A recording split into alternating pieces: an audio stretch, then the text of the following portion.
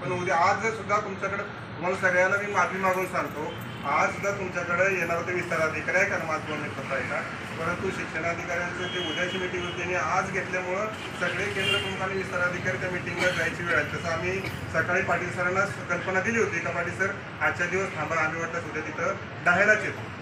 आम्ही जेवढे केले ते 22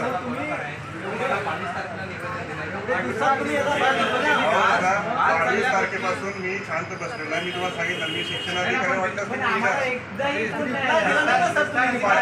पाटील सर तुम्हाला बोलत पाटील सरांना फोन लावा. ऐका ना, निवेदन कोणाला दिलं होतं? आम्ही तुमच्या नावाने दिलं होतं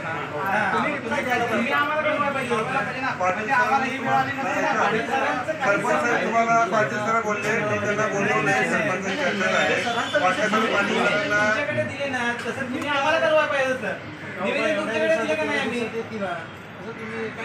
ऐका मी तुम्हाला आता सांगतो पाटील सरांना कसं काय तुम्ही सांगितलं? तुमच्या कामाबद्दल आम्हाला शंका नाही, आम्ही सगळा विषय आहे. पण विषय कसा आहे का 4 महिन्यात विद्यार्थ्यांचं शैक्षणिक